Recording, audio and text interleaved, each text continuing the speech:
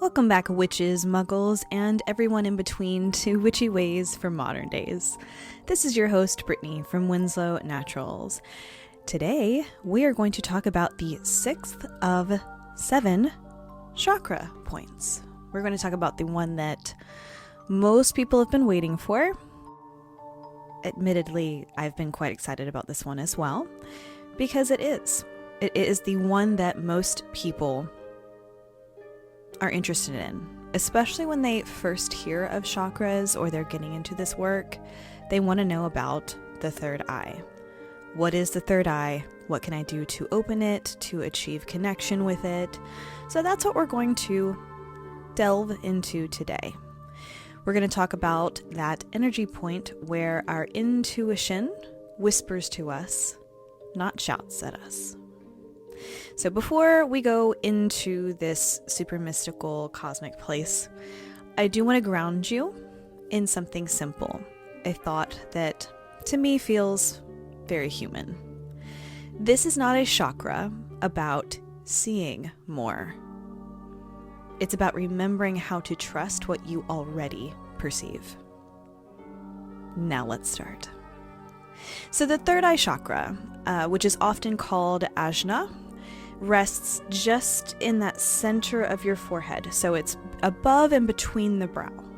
It's the seat of intuition, perception, your inner vision, and the center point of awareness. And I want you to notice right away how intimate of a thought that actually is. This is not an energy point that faces the world directly, like the throat, or like the root chakra roots us into survival. This chakra faces inward. So it governs how we interpret our reality. It governs how we make meaning of our lives, how we understand what is not visible with sight. So it's less about what you look at and more about how you see. In modern spirituality, the third eye chakra gets dramatized a lot. Think chakra of visions, psychic downloads, prophetic dreams. And while those experiences can happen and do happen here, that particular version of the third eye can sometimes distract us from its quieter, but in my opinion, more profound role. A balanced third eye does not necessarily make you psychic. It makes you perceptive, and there is a difference. It helps you sense patterns. It helps you read between the lines. It helps you to recognize when something or someone feels off, even if everything looks okay on paper. It's the energy point that you focus on when logic is telling you yes, but your body is saying no. And it's the chakra that you have to listen to when that happens. So this chakra is associated most commonly with the color indigo. The variety of purples here does change depending on who is talking about the chakra. Indigo is one of the most popular things. Some people say lavender. In my opinion, the truth rests somewhere in between. So it's a deep, like midnight blue shade. It kind of feels like a twilight type shade. It's the space between the day and the night. It's between conscious and the subconscious. So there's a liminal quality to this energy point. The third eye lives between worlds. It lives between this very worldly chakra of the throat and this very otherworldly chakra of the crown. So it's just between. It's between your memory and your imagination, between what has been taught to you and what you've actually had to live through. It is the place where insight forms before you have language for what you're feeling or what you see. Which is why third eye experiences can be very hard to explain or articulate. You just kind of know things. And knowing without evidence can seem and can feel deeply unsettling, especially in a world that tends to value proof over perception. So the third eye governs intuition, yes, but it also governs discernment, wisdom, mental clarity, the ability to see your own patterns honestly. And this is vitally important because intuition is not always a gentle thing. Sometimes it calls you out. Sometimes your intuition shows you something that you are trying to avoid, a truth. Sometimes it asks you to stop lying to yourself.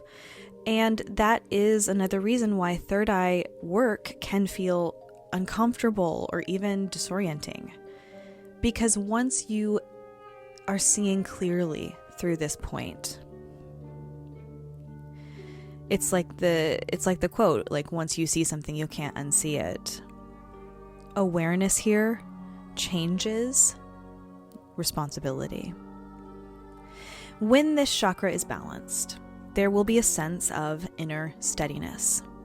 You don't feel constantly pulled by outsiders' opinions. You can take in information without losing yourself in it. You can hold multiple perspectives without collapsing into a state of confusion. You tend to trust your inner compass even when it's leading you somewhere unfamiliar, a road not traveled yet. So there's curiosity there instead of fear, reflection instead of immediate reaction. And perhaps most importantly, when it's balanced, you can sit with uncertainty without feeling the insatiable need for immediate answers. But when that third eye is blocked, or it's overstimulated, or it's ignored, things can get really messy really quickly. So you might feel disconnected from your intuition, second-guessing yourself constantly, or stuck in overthinking loops, trapped in your mind with really no access to inner knowing. So your connection to your spirituality is limited at that point. On the flip side, an imbalanced third eye can also show up as spiritual bypassing. So there are two sides to this blocked and imbalanced way of it. You can either be on one end of the spectrum where you see nothing. You could be on the other end where you see too much.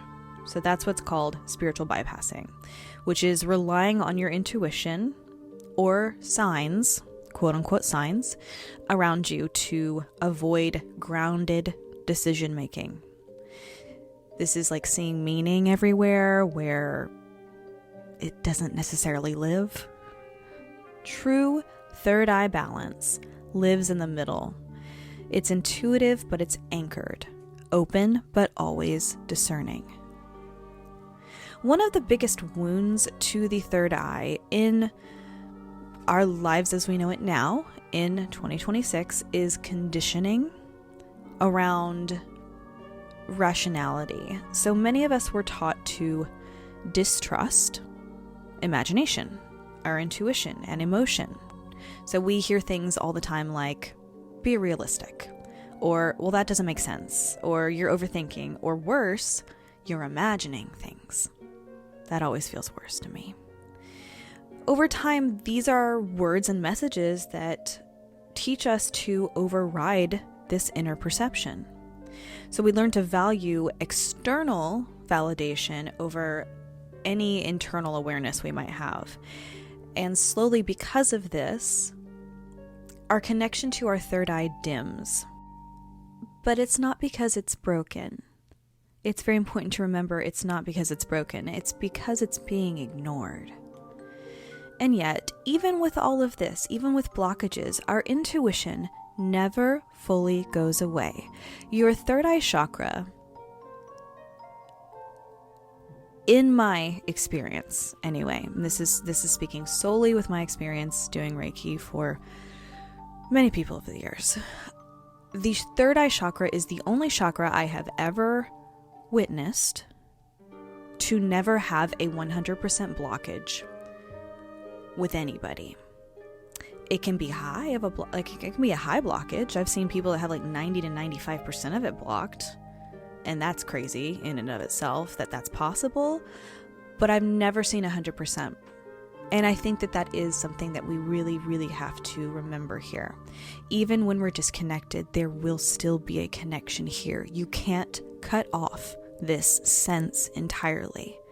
Even when you're going through very difficult things, this connection maintains, even when it's weak and or suppressed.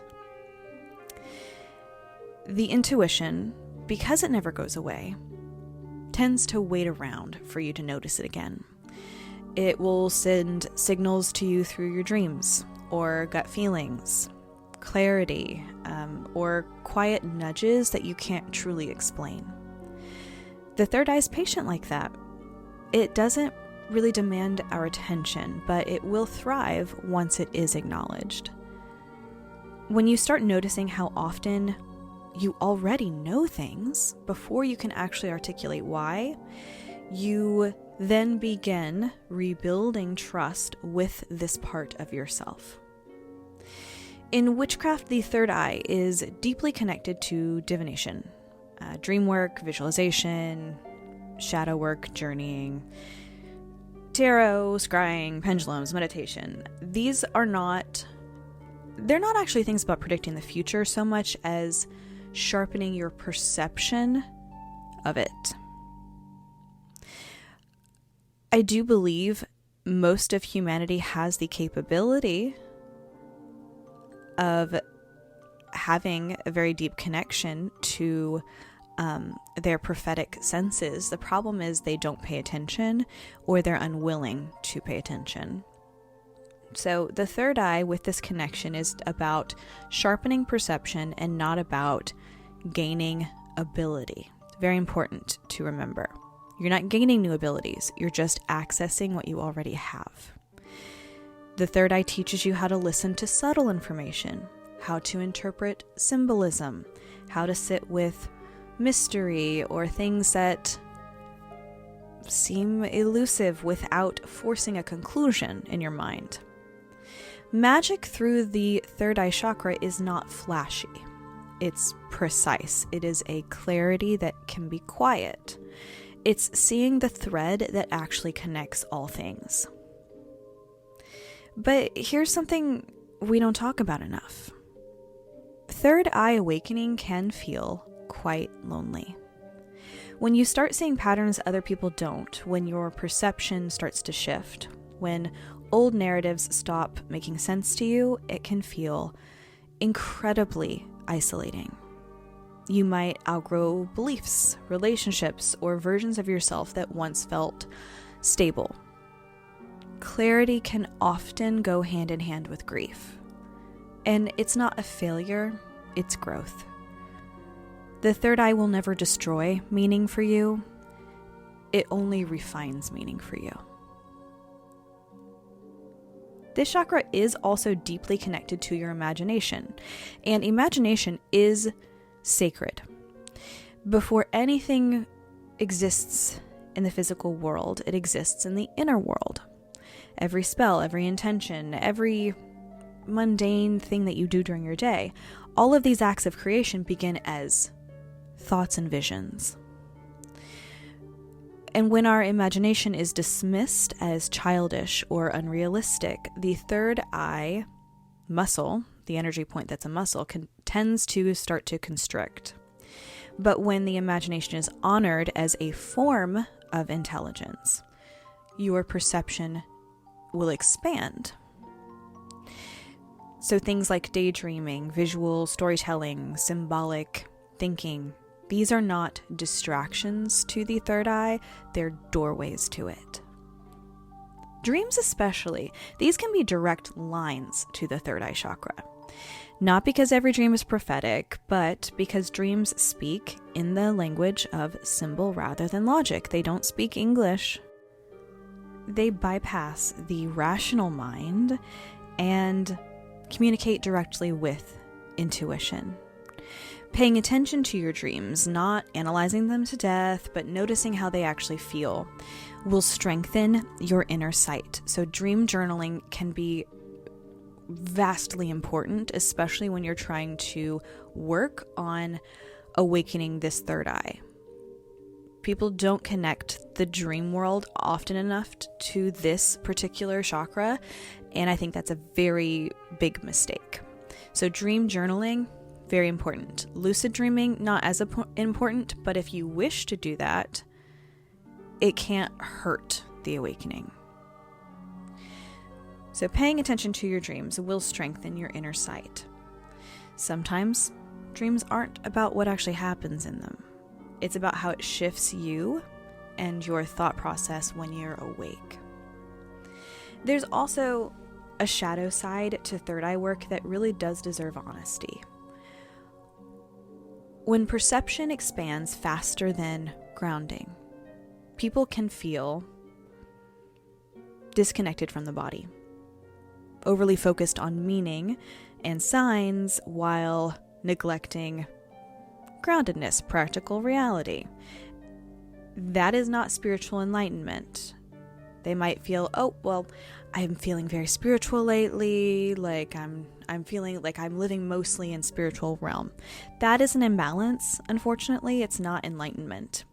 True third eye wisdom has to integrate with the rest of the system to be real.